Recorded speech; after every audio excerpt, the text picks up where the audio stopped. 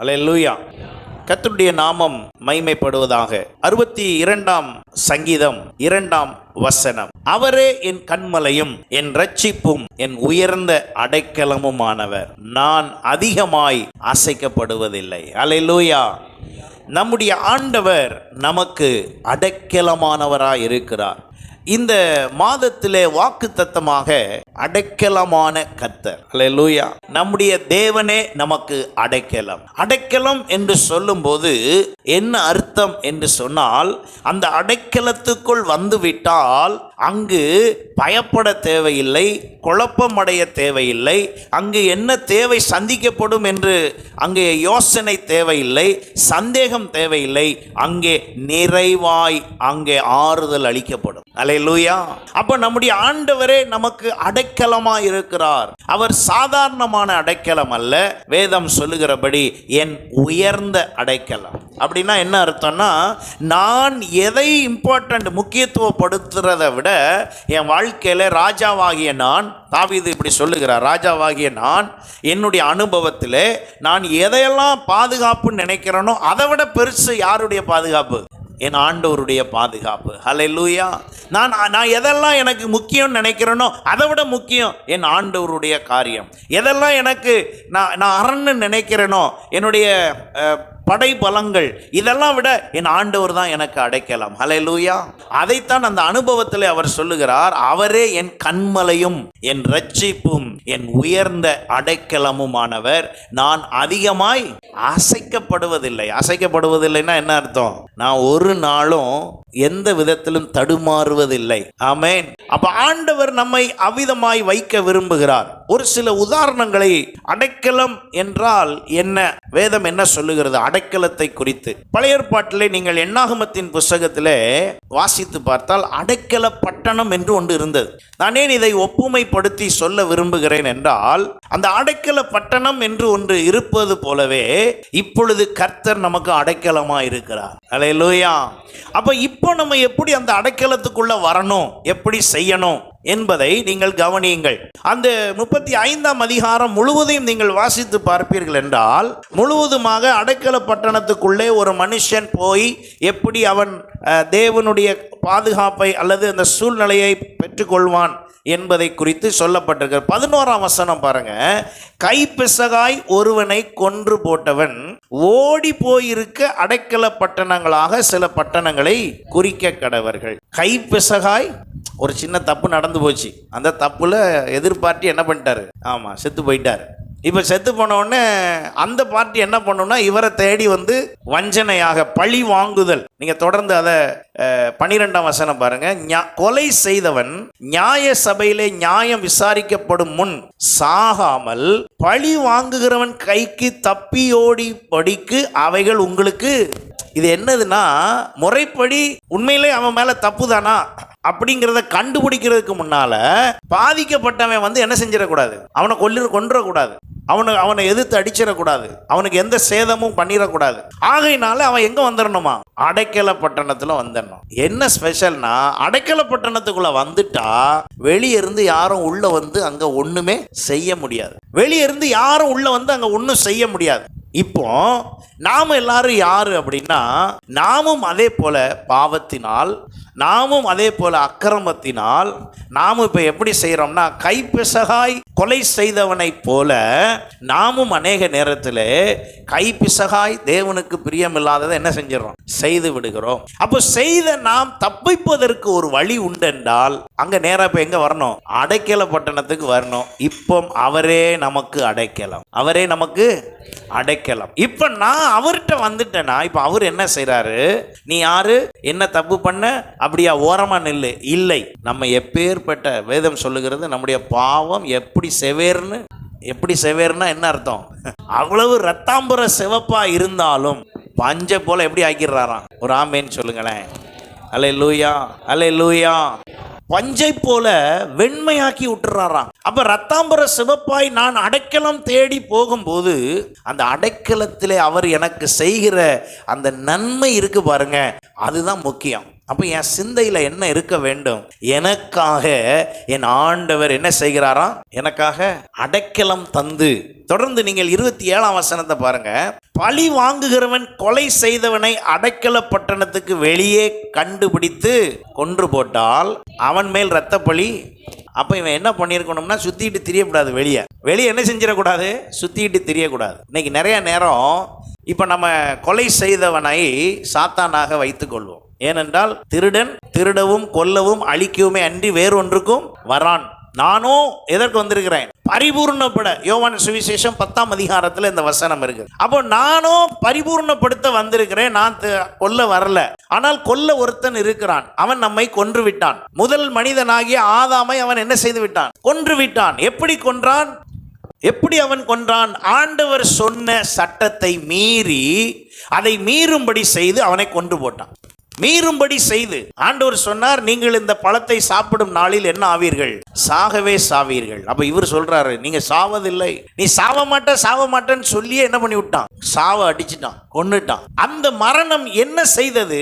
மகிமையை இழந்தது. அல்லேலூயா. அது சரீர மரணம் அல்ல, ஆத்தும மரணம். இப்பொழுது ரட்சிப்பும் சரீரத்தில் அல்ல, எதுலதான்?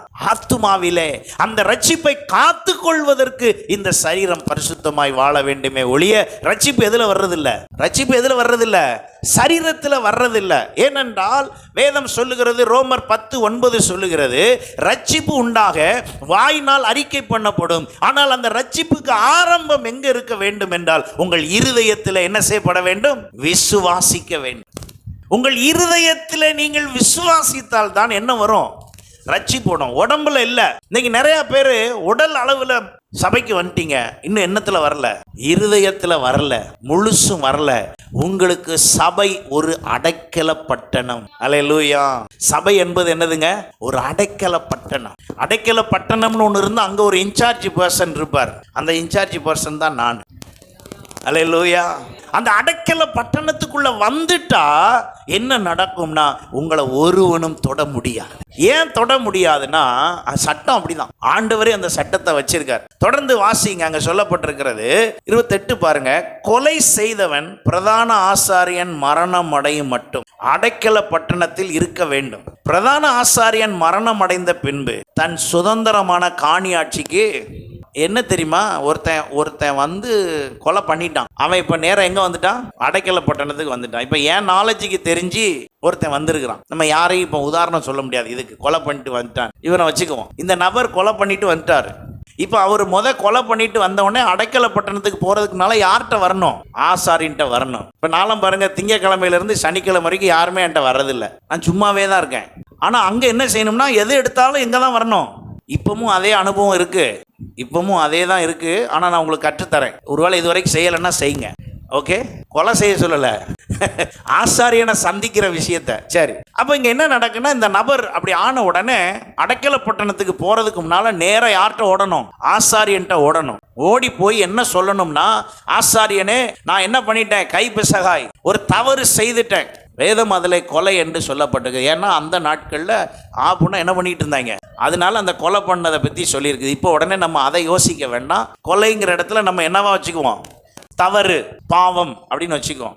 உடனே ஆசாரியன்ட்ட போய், ஆசாரியனே இப்படி பண்ணிட்டேன், அதனால எனக்கு எங்க அனுமதி கொடுங்க? அடைக்கல பட்டணத்தில் எனக்கு அனுமதி கொடுங்க. ஆசாரியன் ரெக்கமெண்ட் பண்ணா தான் அங்கே போய் என்ன செய்ய முடியும்? இருக்க முடியும். இப்போ அங்கே போன பிறகு இந்த ஆசாரியனுடைய காலம் வரைக்கும் அவன் பாதுகாப்பா இருக்கணும்னா எங்க இருக்கணும்? அடைக்கல பட்டணத்துல இருக்கணும். அவனுக்கு ஃப்ரீடம்னு ஒண்ணு இருந்தா இந்த ஆசாரியன் செத்த பிறகுதான். ஏன் ஆண்டவர் அப்படி வச்சிருக்கிறாரு? ஏன்னா இந்த ஆசாரியன் இந்த உள்ள வந்தவனை பற்றிய விவரம் யாருக்கு தான் தெரியும்? ஆசாரியனுக்கு தான் தெரியும். அப்ப ஆண்டவர் ஏன் இதை இப்படி வைத்தார் என்றால், அந்த அடைக்கல பட்டணத்துக்குள்ளே அப்ப கொலை செய்வது ஆண்டவருக்கு, பழிக்கு பழி வாங்குவது ஆண்டவருக்கு விருப்பம் இல்லை. அந்த பழி வாங்குதல் அநியாயமாய் நடந்துடக்கூடாது என்பதற்காக. கைப்பிசகுனா என்ன அர்த்தம்?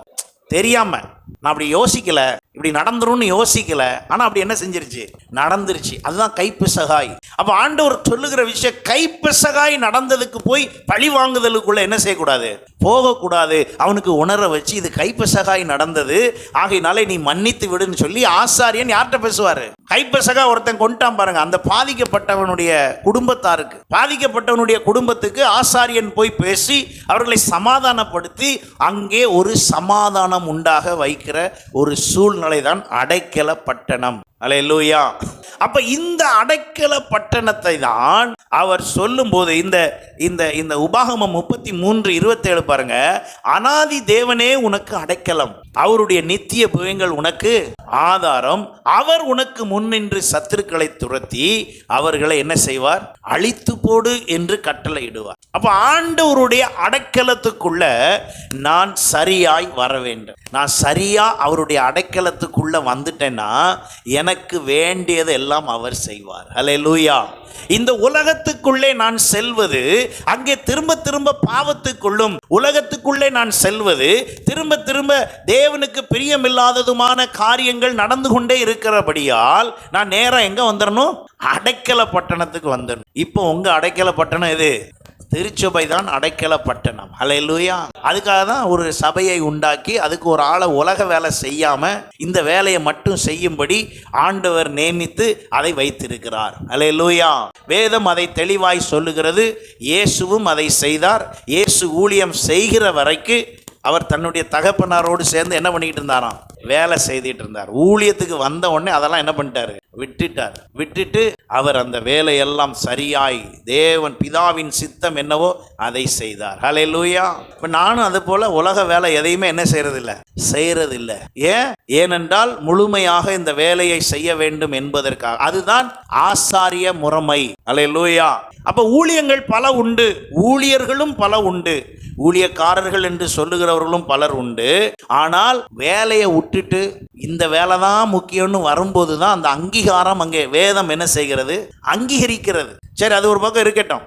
அப்ப இந்த அடைக்கலம் என்று வரும்போது எனக்குள்ளே அந்த அடைக்கலமாய் நான் வருவதினால் என்ன கிடைக்க போகிறது? ரூத்தின் புஸ்தகம் 2ஆம் அதிகாரம் 12ஆம் வசனத்தில் உன் செய்கைக்கு தக்க பலனை கர்த்தர் உனக்கு கட்டளையிடுவாராக, இஸ்ரவேலின் தேவனாகிய கர்த்தருடைய செட்டையின் கீழ் அடைக்கலமாய் வந்த உனக்கு. அல்லேலூயா. என்ன அடைக்கலமாய் வந்துட்ட அப்படின்னு பார்த்தா, இந்த ரூத் ஒரு மோவாபிய ஸ்திரீ. மோவாபியருக்கும் இஸ்ரவேலர்களுக்கும் ஆகாது. ஏன் ஆகாது? இந்த இஸ்ரவேலர்களை ஆண்டவர் தண்டிக்கத்தக்க அளவுக்கு வந்து பிரச்சனை பண்ணதே யார்தான்? இந்த மோவாபியர். எங்கே வந்தார்கள்? அங்கே நீங்கள் வாசிக்கும் போது அவர்கள் அங்கே பிலேயாம் தீர்க்கதரிசி அவன் சபிக்க முடியாத இடத்துல தவறான ஆலோசனை கொடுத்து இந்த மோவாபியர்கள் மூலமாக விபச்சாரம் செய்ய வைத்து 23,000 ஆண்கள் தேவனாலே என்ன செய்யப்பட்டார்கள்? கொல்லப்பட்டார்கள். அதனுடைய அவசியம் என்ன என்றால், அந்த ஆண்கள் கொல்லப்பட்டால் அவர்கள் படைபலம் உள்ளவர்களாய் வீரமாய் சண்டையிட முடியாது என்று தவறாய் பாலாக் ராஜா நினைத்தான். ஆனா இவங்க ஜெயித்தது எதுவுமே சுயபலத்தில் இல்லை. இவர்கள் எகிப்தில் இருந்து கிளம்பின நாளில் இருந்து கானான் தேசம் போய் சேரும் வரை இவர்கள் ஆயுத போரிட்டு ஜெயிக்கவில்லை, கர்த்தரே ஜெயிக்க வைத்தார். எத்தனை பேர் நான் சொல்றத விசுவாசிக்கிறீங்க? சில இடத்துலலாம் குழவியெல்லாம் போய் என்ன பண்ணிருக்கு, சண்டை போட்டிருக்கு. இவங்க அப்படியே போய்கிட்டு இருக்காங்க, முன்னால வந்துகிட்டு இருக்கிற எதிரி என்ன பண்ணிட்டு ஓடுறான், திரும்பிட்டு ஓடுறான். இவனுக்கு நிறைய பேருக்கு தெரியாது ஏன் ஓடுறான்னு. ஏன்னா ஆண்டவருக்கு தெரியும் இவங்களை வச்சு சண்டையே போட முடியாது. இவங்க யாரும் படைபலம் உள்ளவர்கள் அல்ல, இவங்க யாரும் யுக்தி தெரிந்தவர்கள் அல்ல, யுத்தத்தில் சிறந்தவர்கள் அல்ல, இவங்க எல்லாம் எதுவுமே செய்ய முடியாது. ஆனால் அவங்களுக்கு பேரு, அவங்களை ஆண்டவர் என்ன செய்ய வைத்தாராம், ஜெயம் பெற வைத்தார். ஹல்லேலூயா. அவங்க வெற்றி பெற்றாங்கன்னு அங்கே சொல்லப்பட்டிருக்கிறது. 32 ராஜாக்கள் சங்கீதத்தில் நீங்க வாசிக்கலாம். சங்கீதத்தில் பல சங்கீதத்தில் இந்த ராஜாக்களை வென்றதை குறித்து வரிசையா சொல்லியிருக்கும். இந்த ராஜாவை 136ஆம் சங்கீதம் நினைக்கிறேன். அதில் பார்த்தீங்கன்னா இந்த ராஜாவை வெற்றி பெற்றதுக்காய் துதிக்கிறோம், இந்த ராஜா அப்படி ஒவ்வொரு பேரையா சொல்லி எங்க என்ன வெற்றி பெற்றது, அதெல்லாம் என்ன வெற்றி பெற்றது என்னன்னா அந்த போற வழியில வந்த ராஜா எல்லாம் வெற்றி பெற்றாங்க. இப்போ அதுக்கும் இப்போ நான் சொல்லிட்டு இருக்கிறதுக்கும் என்ன சம்பந்தம்? நாங்கள் பாருங்க, அதில் சொல்லியிருக்கு பாருங்க 36, எமோரியரின் ராஜாவாகிய சீகோனை அழித்தவரை. ஏன்னா அவங்கெல்லாம் பெரிய பெரிய முக்கியமான ராஜாக்கள். சும்மா லேசில் அவங்கள என்ன செய்ய முடியாது, சண்டை போட்டு ஜெயிக்க முடியாது. இவன்ட ஆயுதமும் இல்லை, யுத்த பயிற்சியும் இல்லை, எதுவுமே இல்லை.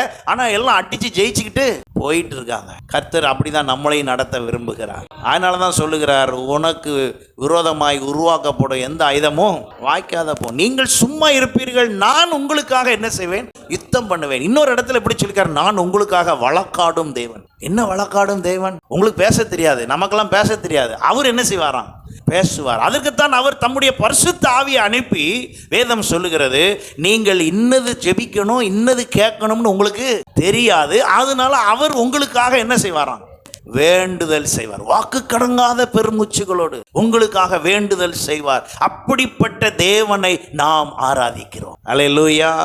அவர்தான், அவர்கிட்ட தான் அடைக்கலமா. அது அடைக்கலத்துக்கு என்ன சொல்வீங்க, ரெஃப்யூஜா, சரண்டர். அவர்கிட்ட வந்துட்டோம், ஆண்டவரே நீர் தான் எனக்கு எல்லாம் அப்படின்னு அடைக்கலாம். அவர் நம்மளை என்ன பண்ணிக்குவாராம், காப்பாற்றி கொள்வார். அல்லேலூயா. அவர் நமக்கு எல்லாவற்றையும் செய்வார். அதுக்கு உதாரணம் தான் இந்த ரூத்திட்ட சொல்றாங்க, நீ யாரை நம்பி வந்திருக்க, யாரை அடைக்கலமா, இஸ்ரவேலின் தேவனாகிய கர்த்தருடைய செட்டையின் கீழ் அடைக்கலமாய் வந்து. ஒரு வீட்டுக்கு திருமணமாகி ஒரு மருமகள் இங்கே வந்தால் அந்த மருமகள் அந்த வீட்டுக்கு எப்படி வருது, அடைக்கலமாக வருது. நம்ம என்ன செய்வோம், அடக்கி ஆளணும் அப்படிம்போம்.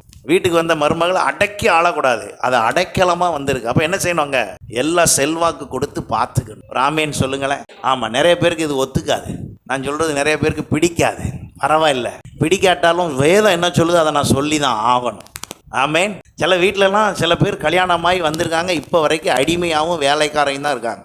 உரிமையாக உன்னை பேசக்கூட முடியாது. அப்படியெல்லாம் உங்கள் வீட்டில் இருந்தால் மாற்றுங்க. ஆமேன். ஆமாம், பாஸ்டர் தைரியமாக சொல்கிறாருன்னா நான் அப்படி தான் இருக்கேன். எங்கள் வீட்டில் அடக்குமுறையும் கிடையாது, இதுவும் கிடையாது. நான் சவுண்ட் ரேஸ் பண்ணி பார்ப்பேன், முடியலன்னா சைலண்டாக போயிடுவேன். என்ன அர்த்தம் அது? அதான் அர்த்தம். ஆமேன். ஆமாம், சவுண்ட் ரேஸ் பண்ணி உடனே பாஸ்டர்மா தப்பாக நினச்சிடாதீங்க. நீங்கள் வாட்டுக்கு இப்படி சொல்லிட்டு சர்ச்சில் இருக்கவங்கலாம் இனி என்ன நினைப்பாங்க அப்படிம்பாங்க. உன்னை எல்லாரும் நல்லா தான் நினைப்பாங்க. அல்லேலூயா. நான் மகிழ்ச்சியாக பிரசங்கம் பண்ணாலே நீ நல்லா இருக்கேன்னு அர்த்தம், நல்லா வச்சிருக்கேன்னு அர்த்தம். ஆமேன். ஆமாம், இந்த அம்மா ரூத் வந்து நம்ம சர்ச்சில் ரூத் இருக்காப்புல. ஆமாம், அது வந்து ரூத்து, இது ரூத் ராஜாத்தி. சரி, அப்போ அவங்க என்ன செய்கிறாங்களாம் பாருங்க, மாறினா சம்பந்தம் இல்லாத ஒரு கோத்திரத்துல இருந்து எந்த கோத்திரத்துக்குள்ள வராங்க, இஸ்ரவேல் கோத்திரத்துக்குள்ள வந்து சொல்லும்போது மாமியார்கிட்ட என்ன சொல்றாங்க, மாமியாரே, மருமகாலாம் புரியுங்க, உங்க மாமியாரை பார்த்து இப்படி சொல்லுங்க. சிலருக்கு மாமியார் இல்லாம இருக்கலாம், சிலருக்கு மாமியார் இருக்கலாம், சிலருக்கு மாமியார் கூட இருக்கலாம், சில நேரம் இல்லாம இருக்கலாம். நீங்க தயவுசெய்து இப்படி சொல்லுங்க, உன் தேவன் என் தேவன். அப்ப ரசிக்கப்படாத மாமியார்னா எப்படி பாஸ்டர் சொல்லுன்னு கேட்காதீங்க. ரசிக்கப்பட்டிருந்தா சொல்லுங்க, இல்லைன்னா அவங்கள்ட்ட போய் சொல்லுங்க, நான் ஆராதிக்கிற தேவன் ஜீவன் உள்ளவர். அல்லேலூயா. அங்கே சொல்லுமா பாருங்க, இவங்க சொல்றாங்க, உன் தேவன் என் தேவன். நீ போற இடத்துக்கு நான் வருவேன், நீ என்னெல்லாம் சரி அதெல்லாம் நான் செய்வேன், நீங்கள் சொல்கிறபடியெல்லாம் நான் கேட்பேன், நீங்கள் எங்கே கை அசைக்கிங்களோ அது மாதிரியே செய்வேன். இந்த அம்மா உடனே யோசிக்குது. ஒரு மருமகா முத்தம் கொடுத்து போயிடுச்சு, அவளும் தப்பு கிடையாது. அப்படி தான் அந்த அம்மா சொன்னாங்க. மாமியார் என்ன சொன்னாங்க, நகோமி அம்மா 2 பேரையும் கூப்பிட்டு, எப்போ இங்கே வா, 2 பேரும் நீங்கள் என்ன பண்ணிவிடுங்க, நான் உங்களுக்கு சொல்ல, அவரவர் வீட்டுக்கு போங்க, நீங்கள் சமாதானமாக போங்க, எனக்கு எந்த வருத்தமும் இல்லை, நான் என் ஊரில் போய் என்னையை நான் என்ன பண்ணிக்கிறேன், காப்பாற்றிக்கிறேன், நீங்கள் அதனால் தயவுசெய்து போங்கன்னு அன்பாக தான் சொன்னாங்க. அப்போ மூத்த அம்மா அந்த அம்மா சொன்னபடியே முத்தம் கொடுத்துட்டு சரி டாட்டா பாய் பாயின்னு போயிடுச்சு. ஆனால் இளைய அம்மா மட்டும் என்ன செய்ய மாட்டேங்க, சின்ன மருமகா போக மாட்டேங்க, போகாமல் பிடிவாதமாக பேசுது. இல்லை நான் அப்படி போக மாட்டேன், ஏன்னா உங்கள் வீட்டுக்கு உங்கள் கூட அடைக்கலமாக நான் என்ன பண்ணிட்டேன், வந்துட்டேன். வந்தனால இனிமேல் எனக்கு எல்லாமே யார் தான், நீங்கள் தான். உங்கள் வீட்டு பழக்க வழக்கம், உங்கள் வீட்டு சாப்பாடு, உங்கள் வீட்டு ருசி, உங்கள் வீடு என்ன, உங்கள் வீட்டில் எல்லாம் செய்வீங்களோ அதெல்லாம் சொல்லி கொடுங்க, நான் எல்லாத்தையும் செஞ்சுட்டு நான் அப்படி இருந்துக்கிறேன். சில மருமகளுக்கு அப்படி இருக்க முடியாது. என்ன செய்யறது, சொல்லி தான் போக முடியும், சொல்லி தான் கொடுக்கலாம், நம்ம ஒன்றும் கட்டாயப்படுத்தவே முடியல. ஆனால் அதை செய்யும் போது அங்கே என்ன நடக்குன்னா, நிறைவான பலன். அல்லேலூயா. நிறைவான பலன் மாமியார்ட்டிருந்து வருதோ வரலையோ, யார்ட்டிருந்து வரும், கர்த்தரிடத்திலிருந்து வரும். ராமேன் சொல்லுங்களேன். ஏன் கர்த்தரிடத்திலிருந்து வரும்னா, அவர் கவனித்து கொண்டே இருக்கிறார். எதை கவனிக்கிறார், உங்கள் செயல்கள், உங்கள் போக்கு, உங்கள் வரத்து எல்லாத்தையும் கவனிக்கிறார். அப்ப இந்த மருமகா போய் மாமியார்கிட்ட சொல்லுது, நீங்க என்ன சொல்றீங்களோ அதுதான், நான் அப்படியே செய்கிறேன். அப்படி சொன்னதுக்கு தான் இங்கே சொல்லப்பட்டிருக்கிறது, இஸ்ரவேலின் தேவனாகிய கர்த்தருடைய செட்டையின் கீழ் அடைக்கலமாய் வந்த உனக்கு யாராலே, இஸ்ரவேலின் தேவனாலே உனக்கு என்ன கிடைப்பதாக, ஆமா, ஏன்னா அவர் சொல்ற விஷயமே என்ன அப்படின்னா, நீர் போகும் இடமெல்லாம், நீர் போகும் இடத்திற்கு நானும் வருவேன், நீர் தங்கும் இடத்தில் நானும் தங்குவேன், உம்முடைய ஜனம் என்னுடைய ஜனம். அதான் அடைக்கலங்க. கல்யாணம் ஆன உடனே அடைக்கலம் ஆயிரணும். ஆமேன்னு சொல்லுங்க.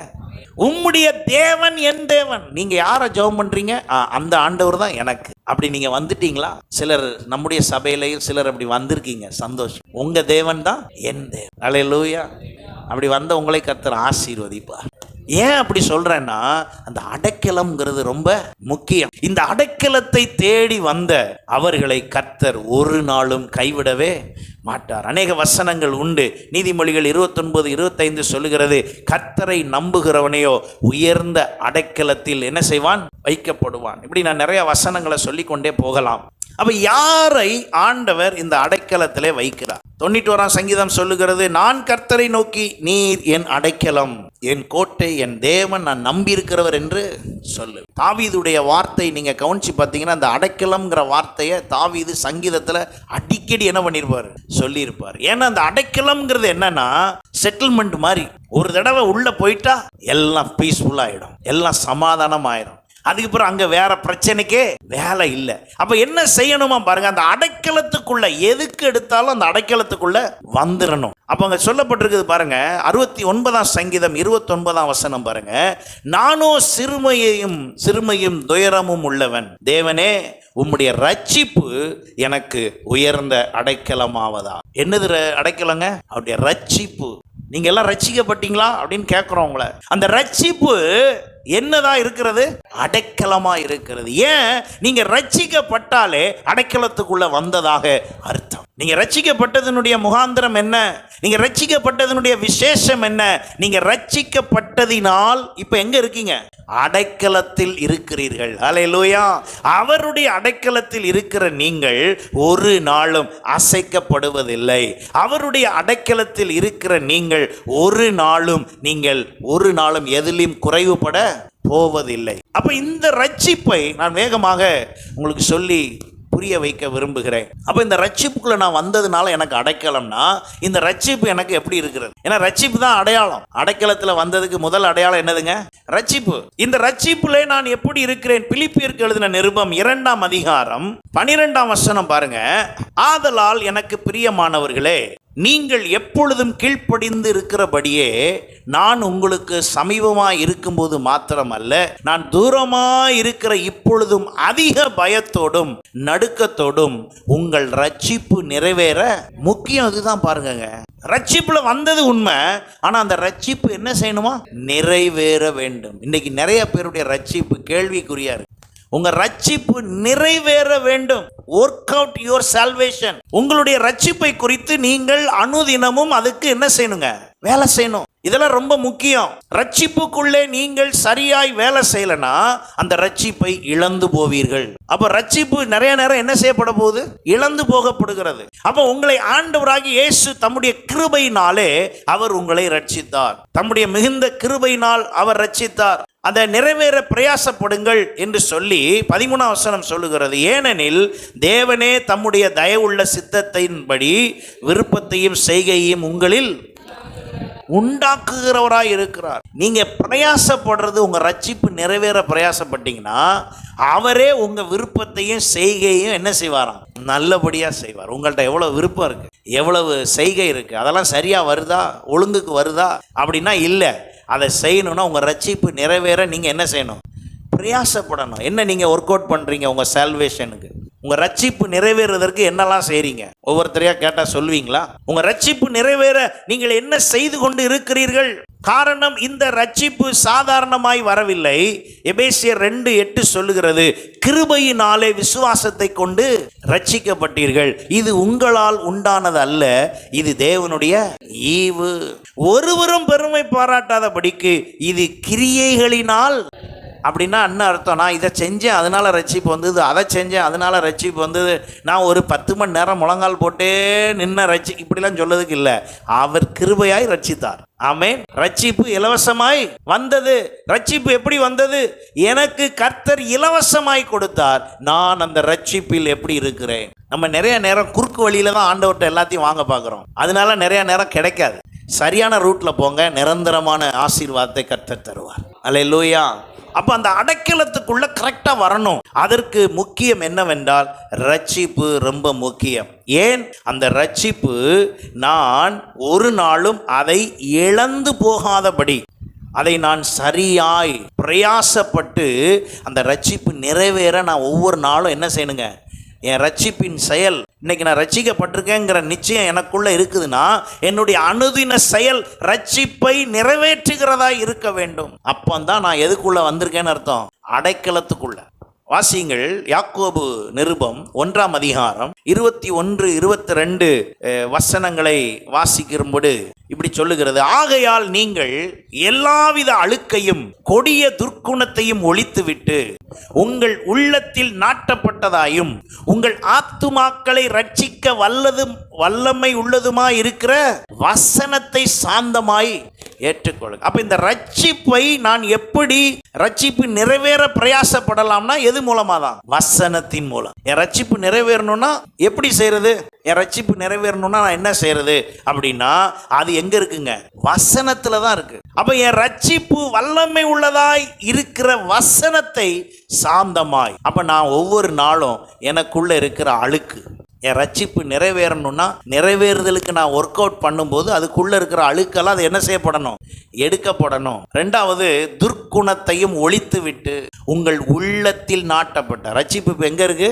உள்ளத்தில் இருக்கு. அப்ப ரட்சிப்பு உள்ள வந்த உடனேயே அவர் உங்களை நேரா தன்னுடைய அடைக்கலத்துக்குள் வைத்துக் கொள்ளுகிறார். அல்லேலூயா. அவர் அடைக்கலத்துல வந்த பிறகு அங்க உங்களை ஒன்றும் தொட முடியாது. அவர் சொல்லுகிறார், உன்னை தொடுகிறவன் என் கண்ணின் மணியை தொடுகிறான். இந்த கண்ணுக்குள்ள யாராவது கையை விட முடியுமா? தெரியாம விட்டா உண்டு, தெரிஞ்சு யாராவது கண்ணுக்குள்ள விட முடியுமா? நான் கொண்டு வந்து இப்படி விட வர்றேன்னா நான் சொல்றேன் எல்லாம் கண்ணை திறந்தே இருக்கணும், மூடக்கூடாது அப்படின்னு சொன்னாலும் அது என்ன பண்ணிடும்? மூடிடும். ஏன் அப்படின்னா அதுக்கு ஆண்டவர் அப்படி ஒரு இது கொடுத்துருக்கிறார். அது திறக்கக்கூடாது. உங்க கண்ணை நீங்க தொட முடியும், இன்னொருத்தர் வந்து உங்க கண்ணை என்ன செய்ய முடியாது? தொட முடியாது. அது தானா மூடிடும். அது போல ஆண்டவர் சொல்றாரு, நான் உன்னை தொடுகிறவன் எப்படி தொடுகிறானா? ஏன் கண்மணியை வந்து தொடுற அளவுக்கு நான் யாருக்கு செய்வார்? அப்படி அடைக்கலத்துக்குள்ள இருந்தாதான் செய்வார். அடைக்கலத்துக்குள்ளே வருகிறவர்களுக்கு கர்த்தர் அப்படி செய்கிறவராய் இருக்கிறார். ஆகையினாலதான் 22ஆம் வசனம் பாருங்க, நீங்கள் உங்களை வஞ்சியாதபடிக்கு திருவசனத்தை கேட்கிறவர்களாய் மாத்திரம் அல்ல அதின்படி ஏன் செய்யணும் அப்படின்னா என் ரட்சிப்பு அப்பதான் ஒர்க் அவுட் ஆகும். என் ரட்சிப்பு அப்பதான் ஸ்ட்ரென்த் ஆகும். உடம்பு நல்லா ஸ்ட்ரென்த் ஆகுறதுக்கு எக்ஸசைஸ் பண்ணி ஏதோ விளையாண்டு எல்லாம் என்னெல்லாமோ செய்கிறாங்க. வாக்கிங் போகிறது, சைக்கிள், அது நீச்சல் எல்லாம் செய்கிறாங்க. எதுக்குங்க?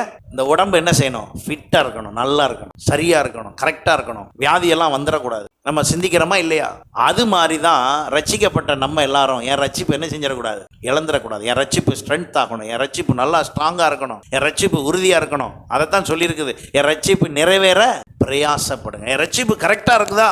அடிக்கடி நான் அதை ஒர்க் அவுட் பண்ணிக்கிட்டே இருக்கணும். அதை செய்ய தான் அது சரியான விதத்தில் என்னை வழி நடத்தும். அப்போ நான் ரட்சிப்பின் நிமித்தமாக, ரட்சிப்பின் மூலமாக நான் அடைக்கலத்தில் இருக்கிறேன். இரண்டாவதாக சங்கீதம் 62:8 பாருங்க. ஜனங்களே, எக்காலத்திலும் அவரை நம்புங்கள், அவர் சமூகத்தில் உங்கள் இருதயத்தை ஊற்றி விடுங்கள். தேவன் நமக்கு அடைக்கலமாய் இருக்கிறார். அவர் சமூகத்துல உங்க இருதயத்தை என்ன செய்யறவங்களா இருக்கணும்? ஊத்துறவங்களா இருக்கணும். எத்தனை பேர் அப்படி ஊத்துறீங்க? சமூகத்துல, கர்த்தர் சமூகத்துல உங்களுடைய இருதயத்தை என்ன செய்யறவங்களா இருக்கணும்? ஊற்றி விடுகிறவர்கள். அப்படின்னா என்ன அர்த்தம்னா, ஆண்டவருக்கு தெரியாம ஒண்ணு இருக்கவே கூடாது. சில பேர்கிட்ட கேட்டா சொல்லுவாங்க, அவர் யாருங்க? எங்க ஃபேமிலி டாக்டர். அப்போ உங்கள் ஃபேமிலி பாஸ்டர் யார்? ஆனால் நிறையா விஷயம் தெரியாது அவருக்கு, நிறைய விஷயம் அவருக்கு தெரியாது. யாரோ சொல்லி தெரியுதுன்னா அப்போ ஒன்றும் செய்ய முடியாது. ஆனால் ஃபேமிலி டாக்டருக்கு எல்லாம் தெரியும். ஏங்க அந்த டாக்டர்கிட்டே போகிறீங்க? அவருக்கு தான் எங்களை பற்றிய எல்லா விவரம் தெரியும். என்ன தெரியும்? உங்கள் பிபி எவ்வளவு, உங்கள் கொலஸ்ட்ரால் எவ்வளவு, இன்னும் வேறு என்னெல்லாம் இருக்குது, எல்லா சுகர் எவ்வளவு, எல்லா விவரமும் யாருக்கு தான் தெரியுமா? அவருக்கு தான் தெரியுமா? இப்போ உங்கள் டாக்டருக்கு எப்படி தெரியும்? உங்கள் ஆத்தும டாக்டருக்கு இப்போதைக்கு உங்கள் ஆத்தும டாக்டர் யார் தான்? பாஸ்டர் தான். ஹீலர் தான் அவர். வழி நடத்துறவர் தான் அவர். இப்போதைக்கு செக் பண்ணுறதெல்லாம் யார் தான்? பாஸ்டர் தான். இப்போ நல்லா கவனிங்க, உங்களுக்கு அடைக்கலம்னா உங்கள் இருதயம் எங்கே ஊற்றப்பட்டிருக்கணும்? ஆலயத்தில், சமூகத்தில், தேவ சமூகத்தில் ஊற்றப்பட்டிருக்க வேண்டும். யாராவது எப்பயாவது இருக்கீங்களா? நான் பாஸ்டர்கிட்ட இந்த விஷயத்தை போய் சொன்னேன், அவர் பார் ஊரே சொல்லிவிட்டாரு அப்படின்னு இவ்வளோ நாள் நீங்கள் வந்ததில் ஏதாவது நடந்திருக்கா? அப்படி ஹலோ, யாருக்காவது நடந்திருக்கா? ஆமா. அப்படின்னு அவர் ரகசியம் காக்குறார். ஏன் சொல்ல மாட்டாருன்னா, சொல்லக்கூடாது. அதை இது சொல்ற விஷயம் இல்ல. இங்க இருக்கிற எல்லா குடும்பத்துடைய விஷயமே என்கிட்ட இருக்கு. அதுக்காண்டி நான் எல்லாத்தையும் எல்லார்ட்டையும் என்ன செய்ய வேண்டியது இல்ல, சொல்ல வேண்டிய அவசியம் இல்லை. ஆனா நீங்க சொல்றீங்களா? நீங்க எல்லாத்தையும் கரெக்டா சொல்றீங்களா? எங்க ஆலயத்துல, தேவ சமூகத்துல. அப்ப அடைக்கலம் வேணும்னா கரெக்டாக சொல்லணும், கரெக்டாக அதை செய்யணும். நம்ம வீட்டில் ஒரு சின்ன பொருள் வாங்கினா கூட, பாஸ்டர் இப்படி ஒரு பொருள் வாங்கியிருக்கேன், கர்த்தருக்கு நன்றி, ஜெபம் பண்ணிக்கோங்க. இதுக்கு ஏன் அவர்கிட்ட போய் சொல்லணும்? ஏன்னா நீங்கள் ஒவ்வொரு விஷயத்திலும் ஆசீர்வதிக்கப்பட வேண்டும் என்று ஜெபிக்கிற ஒரு இடம் இருக்கு. அல்லேலூயா. எத்தனை பேர் அதை விசுவாசிக்கிறீங்க? நான் ஒரு முறை எனக்கு நல்லா ஞாபகம் இருக்குது. உறையூரில் இருக்கும்போது ஒரு வீட்டில் வாஷிங் மிஷின் வாங்கினேன். அப்போ நான் அவங்க ஜெபம்லாம் பண்ணல. அப்போ நான் வீட்டுக்கு விசிட்டிங் போயிருக்கும்போது, இது எப்போ வாங்கினீங்க, ஒன்றும் ஜெபமே பண்ணலையே, சொல்லலையே. அப்போ அந்த நேரம் எங்கள் வீட்டில் என்ன இல்லை, வாஷிங் மிஷின் இல்லை. அப்போ அவங்க சொன்ன பதில் பாருங்க, நாங்கள் உங்கள் வீட்டில் வாஷிங் மிஷின் இல்லாதனால ஒருவேளை நாங்கள் வாங்கினதை நினச்சி நீங்கள் பொறாமப்பட்டுட்டா, அதனால உங்கள்கிட்ட நான் என்ன செய்யலை, சொல்லலை. எப்படி எண்ணம் பாருங்க. அப்போ நான் சொன்னேன், நீங்கள் பக்கத்து வீட்டுக்கார மாதிரி யாரை நினைக்கக்கூடாது, என்னையை நினைக்கக்கூடாது. என்னையை விட நீங்கள் எவ்வளோ பெரிய ஆளானாலும் எனக்கு என்ன வராது, பொறாமை வராது. ஏன் வராதுன்னா, நீங்கள் அப்படி ஆகணும்ட்டே ஜெபிக்கிற ஆளே யார் தான். மற்றவங்க எப்படி ஜெபம் பண்ணுறாங்களோ இல்லையோ, மற்ற இடத்துக்குலாம் ஜெபம் விண்ணப்பம் அனுப்புனாக்கா நீங்கள் அதுக்கு பின்னால் மணி ஆர்டர் அனுப்புனா தான் நல்லா ஜெபம் பண்ணுவாங்க. இவர் அப்படி கிடையாது. நீங்கள் தந்தாலும் சரி, தராட்டாலும் சரி, வந்தாலும் சரி, வராட்டாலும் சரி, என்ன செஞ்சாலும் இவர் என்ன பண்ணிக்கிட்டே இருப்பார். ஏன்னா இது நேமனம். எனக்கு இது என்னது, நேமனம், கட்டாயம், செய்தே ஆக வேண்டும். அப்போ நீங்கள் அடைக்கலத்துக்குள்ள சரியாக வர்றதுக்கு உங்களுடைய ஒவ்வொரு ஆக்டிவிட்டீஸும் அறிவிக்கப்படுதா, சரியாக சொல்லப்படுதா? உங்கள் வீட்டில் நடக்கிற ஒவ்வொரு விசேஷம், உங்கள் வீட்டுக்குள்ளே நடக்கிற ஒவ்வொரு விசேஷமும் எங்கே சொல்லப்படணும்? ஆலயத்தில் சொல்லப்படணும். எங்க வீட்டில் இப்படி ஒன்று ஆயிருக்குது, இப்படி ஒன்று நடக்குது, இப்படி ஒன்று பிரயாசப்படுறோம், இப்படி ஒன்று வாங்க போறோம், இப்படி ஒன்று செய்ய போறோம், இப்படி ஒரு முடிவு பண்ணியிருக்கோம். பாஸ்டர் ஜெபம் பண்ணிக்கோங்க. ஒன்று நேரில் கூப்பிட்டு ஜெபம் பண்ணலாம், இல்லை இப்போ டெக்னாலஜி வளர்ந்ததுனால ஃபோன் வழியாக என்ன செய்யலாம், சொல்லலாம். ஆனால் சொல்லாமல் மட்டும் இருக்கக்கூடாது. ஒரு பிறந்த நாள்னா கூட அந்த பிறந்த நாள் அன்னைக்கு காலையில் பாஸ்டரை கூப்பிட்டுருக்கணும், இல்லைன்னா பாஸ்டர் வீட்டுக்கு வந்திருக்கணும், இல்லைன்னா பாஸ்டர்கிட்ட ஃபோன்லையாவது என்ன பண்ணணும், ஜெபம் பண்ணணும். ஏன்னா அதுதான் அடைக்கலத்துக்குள்ள வர்றதுக்கான வழி. அல்லேலூயா. அப்ப இங்க பாருங்க, வசனம் என்ன சொல்லுகிறது, என் இருதயத்தை தேவ சமூகத்துல கரெக்டா என்ன செய்யணும், ஊற்ற வேண்டும். அப்ப நீங்கள் இங்கே சொல்லுகிறவைகள் என்ன செய்யப்படுகிறது, அது தேவனிடத்தில் சொல்லப்படுவதற்கு ஏதுவாக மாறு. அப்ப நான் யாருன்னா ஒரு பிரதிநிதியா இருக்கிறனால அதை அப்படி நான் சொல்லு. பழைய ஏற்பாட்டின் நாட்களிலே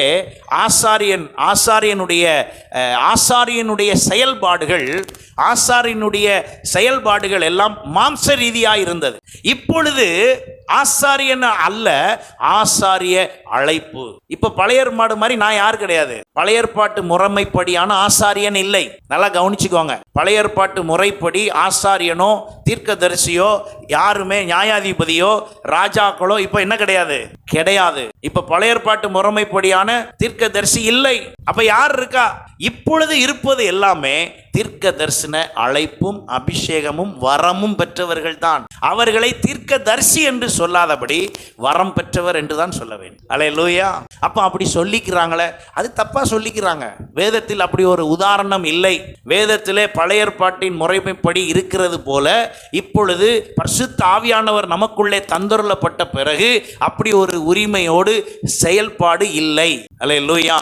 பழைய ஏற்பாட்டிலே ஆசாரியனாக நியமித்ததே கர்த்தரே நியமித்தார். அவரே ஆசாரியனாக நியமித்தார். இப்பொழுது நம்மளை எல்லாத்தையுமே என்னவா மாத்திட்டாரு? சத்தமா சொல்லுங்க. ஆசாரியனாய். நம்ம எல்லாரும் என்ன கூட்டம்? இப்போ ஆசாரிய கூட்டம். நீங்க எல்லாரும் ஆசாரிய கூட்டம். நீங்கள் எல்லாரும் கர்த்தருக்கு பலி செலுத்துகிற விதத்தில் நீங்களே ஆசாரியர்களாய் மாறிவிட்டீர்கள். அப்போ தேவனுடைய சபை என்று ஒன்றை ஏன் வைத்திருக்கிறார்? அந்த சபையிலே கர்த்தர் இப்பொழுது வைத்திருப்பதனுடைய பேர் என்ன? கண்காணி. என்ன பேரு? கண்காணி. அப்ப இங்க ஏன் தெரிவிக்கணும்? பழைய ஏற்பாட்டின் நாட்களில் செய்தது போல புதிய ஏற்பாட்டிலே பவுலின் காலத்திலே எல்லாரும் எல்லாத்தையும் கொண்டு வந்து எங்க வச்சாங்களாம்? அப்போஸ்தலர்களுடைய பாதத்தில் வைத்தார்கள். அப்ப இப்ப யார் கிடையாது? பழைய ஏற்பாட்டின் ஆசாரியனோ, பழைய ஏற்பாட்டின் தீர்க்கதரிசியோ, பழைய ஏற்பாட்டின் நியாயாதிபதியோ, பழைய ஏற்பாட்டின் ராஜாக்களோ யாரும் கிடையாது. யாராவது அப்படி சொல்லிட்டு இருந்தாங்கன்னா நம்பிட்டு இருக்காதீங்க. அப்படியெல்லாம் யாருமே கிடையாது. எல்லாருமே இப்ப யார் தான்? வரம் பெற்றவர்கள். எல்லாம் சொல்லுங்க, வரம் பெற்றவர்கள் தான். அப்ப இங்கே ஆலயம் என்று ஒன்று வரும்போது, சபை என்று வரும்போது, அப்ப தேவனுடைய சமூகத்திலே அந்த சமூகம்னு வரும்போது இப்பொழுது அதை எப்படி வைத்திருக்கிறார் என்றால் கண்காணியாக, இப்பொழுது அதை எப்படி வைத்திருக்கிறார் என்றால் தேவனுடைய சமூகத்திலே வழி நடத்துவதற்காக, அவர்களை பலப்படுத்துவதற்காக, ஆவிக்குரிய ஜீவியத்திலே உற்சாகப்படுத்துவதற்காக கர்த்தர் அப்படி வைத்திரு. அப்ப நீங்க எதை செய்தாலும் ஏன் அங்கே தேவனுடைய சமூகத்துக்கு தெரிவிக்க வேண்டும், சொல்ல வேண்டும் என்றால் அதுவே உங்களுக்கான அடைக்கலமாக இருக்கிறது. ஹல்லேலூயா. அப்போ நீங்கள் வாங்குகிற ஒரு வாகனமாக இருந்தாலும், நீங்கள் கட்டுகிற வீடாக இருந்தாலும், வீடு குடி போனாலும் சரி, மாற்றினாலும் சரி, என்ன செஞ்சாலும் சரி, முதல் ஆள் அங்கே யார் இருக்கணும்? ஊழியக்காரன் அங்கே இருக்கணும். ஏன் அங்கே இருக்க வேண்டும்? ஏன் அங்கே இருக்கணும்னா சுத்திகரிப்பு செய்யாமல் ஒரு விஷயத்தை என்ன செய்யக்கூடாது? செய்யக்கூடாது. சுத்திகரிப்பு ரொம்ப முக்கியம். ஒரு இடத்துல இருந்து இன்னொரு இடத்துக்கு போகும்போது, ஒரு ஆஃபீஸ் பார்க்கும்போது, ஒரு புதிய வாகனம் வாங்கும்போது, எதுக்கு? எல்லாம் சுத்திகரிப்பு. ஏன் அந்த சுத்திகரிப்பு செய்ய வேண்டும் என்றால் நமக்கு அடைக்கலமாக இருக்கிற கர்த்தர் எனக்கு அடைக்கலமாய் இருக்க வேண்டும். அல்லேலூயா.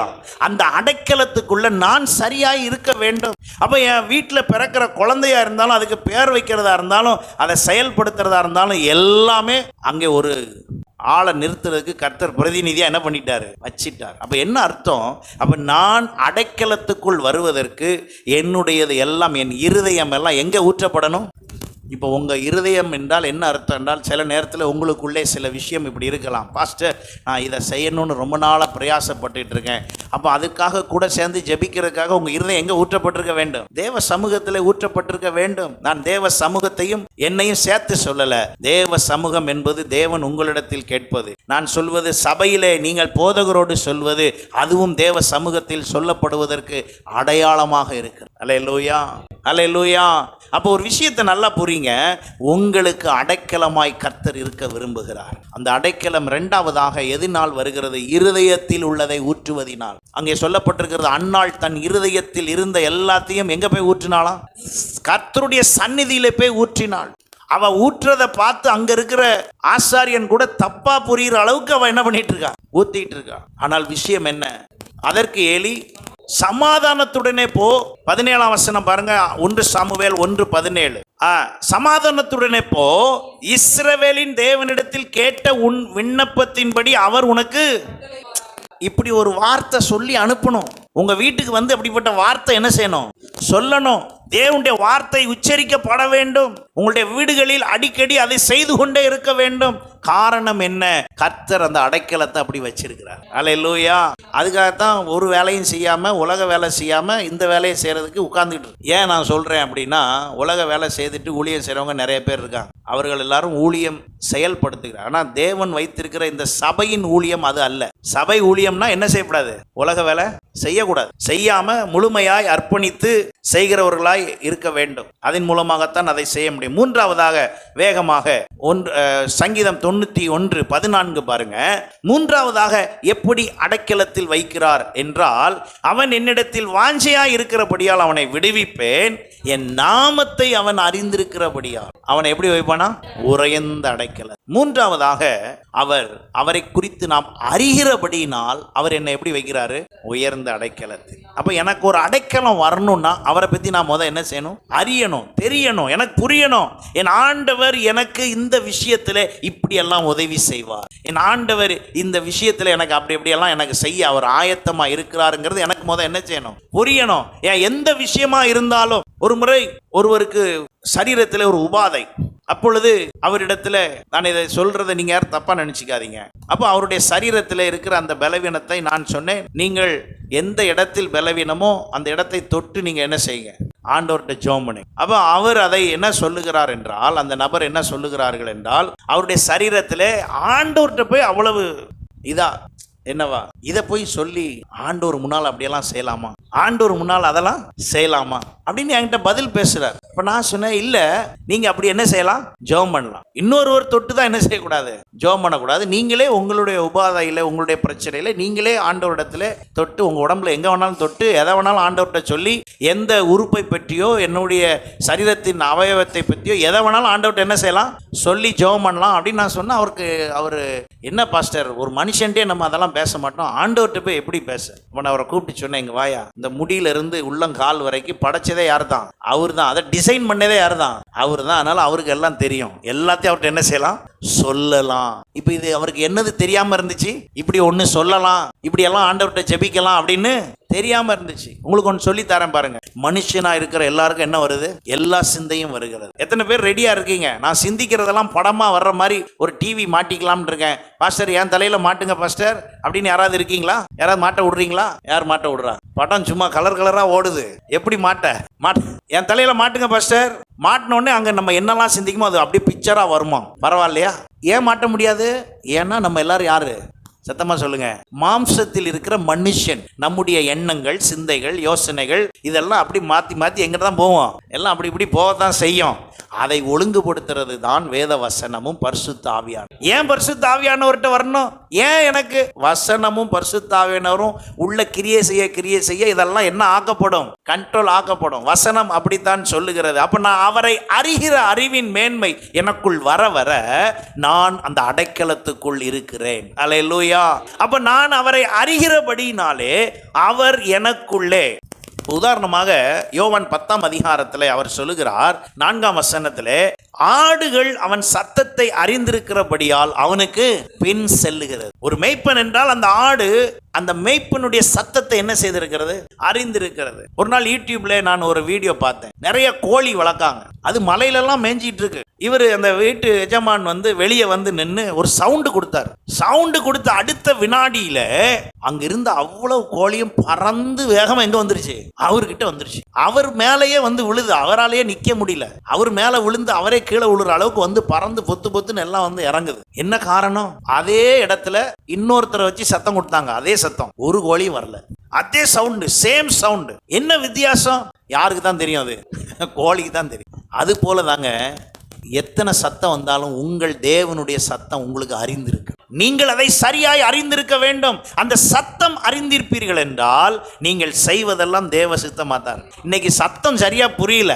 ஏன்னா அதே தோட்டத்துக்குள்ளதான் அவன் சொல்றான், நீங்கள் என்ன செய்வதில்லை, சாவதில்லை. எந்த சத்தம் பிடிச்சிருக்கு? சாவுன்னு சொல்ற சத்தமா, சாவதில்லைன்னு சொல்ற சத்தமா? நம்ம எல்லாருக்குமே எதுதான் பிடிக்குதுன்னா, சாவுன்னு சொல்றது பிடிக்காது. அபசகனமா பேசுறார், சரியில்லை இவரு பாரு, அவர் பாரு எவ்வளவு நல்லா பேசுறாரு, எவ்வளவு அழகா. சாவதில்லை, உங்களுக்கு எதுவும் நடப்பதில்லை, எதுவும் ஆகாது. பாசிட்டிவ் டாக் பண்றாரு பாரு. இந்த பாஸ்டர் ரொம்ப மோசம், இவர் எப்ப பார்த்தாலும் நெகட்டிவாவே பேசுவார். ஆனா பாரு அந்த ஊழியத்தை பாரு, இவரை பாரு எவ்வளவு பாசிட்டிவா, எவ்வளவு அனுகூலமா, எவ்வளவு. உங்கள்ட்ட எப்ப பார்த்தாலும் அனுகூலமாவே பேசினா நீங்க புரிஞ்சுக்கோங்க, உங்களை நரகத்துக்கு தள்ள ரெடி ஆயிட்டாங்கன்னு அர்த்தம். உங்களை கண்டித்து உணர்த்தாத எந்த சத்தமும் உங்களை பரலோகத்துக்கு என்ன செய்ய முடியாது, கொண்டு போக முடியாது. ஏனென்றால் நாம் எல்லாரும் எந்த உலகத்தில் இருக்கிறோம்? பாவ உலகத்தில் இருக்கிறோம். பாவ உலகத்தில் இருக்கிறோம். நீங்க கவனித்து பாருங்கள், பல பேச்சுகள் எப்படி இருக்கும். கடவுள் இயேசுனே என்ன செய்ய மாட்டாங்க, சொல்ல மாட்டாங்க. கர்த்தர்னு வாங்க, இயேசு தான் மெயின். இயேசுவை மையப்படுத்தி இல்லாத எந்த பிரசங்கமும் உங்களை அவருடைய நாமத்தை அறிய வைக்க முடியாது. ஹல்லேலூயா. ஏனென்றால் அவருடைய நாமமே அல்லாமல் வேறொரு நாமம் கொடுக்கப்படவில்லை. அப்போ உங்களுக்கு பாசிட்டிவ் டாக் அதிகமா வரணும் அப்படிங்கிறதுல அவர் அறிய முடியாது. வேதம் எல்லாவற்றையும் சொல்லி இருக்கிறது. ஹல்லேலூயா, ஹல்லேலூயா. 4ஆவதாக நான் நேரல சுருக்கமா இதை முடிக்கிறேன். 28ஆம் சங்கீதம் 8ஆம் வசனம் பாருங்க.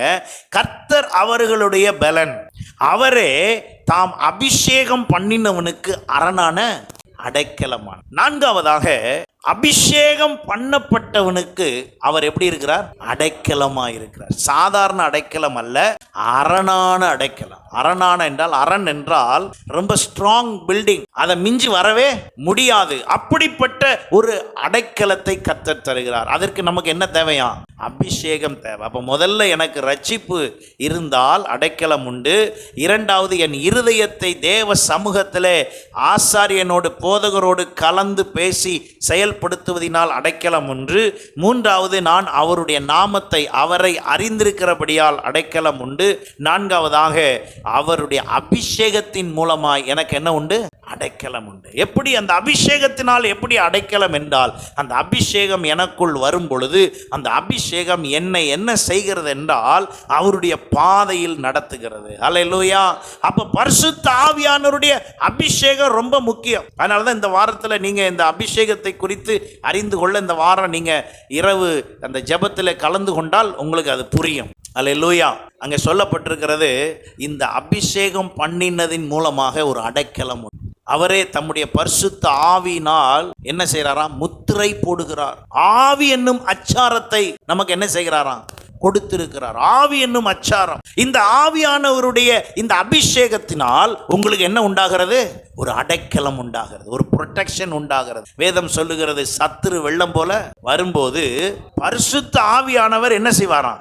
கொடியேற்று. அப்படின்னா என்ன அர்த்தம்னா, அவர் அந்த அடைக்கலத்தை காண்பிப்பார். நான் இந்த குடும்பத்திற்கு என்னவாக இருக்கிறேன்? அடைக்கலமாக இருக்கிறேன். வசனம் அப்படியே இருக்குது. வெள்ளம் போல சத்துரு வரும்போது, ஏசாயா 59 அதிகாரம் 19 கடைசி பாருங்க, அங்க இப்படி சொல்லப்பட்டிருக்கிறது, சத்துரு போல வெள்ளம் போல் சத்துரு வரும்போது கர்த்தருடைய ஆவியானவர் எவனுக்கு விரோதமாய்? அந்த சத்துருக்கு விரோதமாய். வெள்ளம் போல என்னது வருகிறது? சில வேளையில வெள்ளம் போல பிரச்சனை வருகிறது, வெள்ளம் போல வியாதி வருகிறது, வெள்ளம் போல பாதுகாப்பு இல்லாத தன்மை வருகிறது, வெள்ளம் போல நமக்கு எதிரடையான விஷயங்கள் வருகிறது.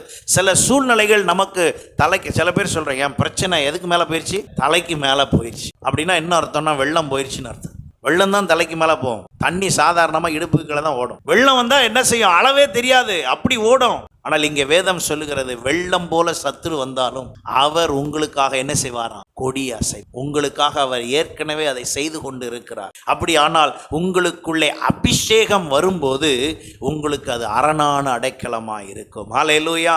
இப்படியாக கர்த்தர் நம்மை அவ்விதமாய் நடத்த விரும்புகிறார். அவருடைய அந்த அரணுக்குள்ளே நாம் நுழையத்தக்கதாக அவரே நமக்கு அரணாய் இருந்து வழி நடத்துவார். ஹல்லேலூயா. இன்றைக்கு நாம் வாசித்த இந்த வசனத்தின்படி அவர் என் உயர்ந்த அடைக்கலமான, நம்முடைய கர்த்தர் அடைக்கலமான, அவர் நமக்கு அடைக்கலம் தர விரும்புகிறார். அந்த அடைக்கலத்தை கொடுத்தார் என்பதற்கு அடையாளமாகத்தான் ரட்சிப்பை அருளினார்.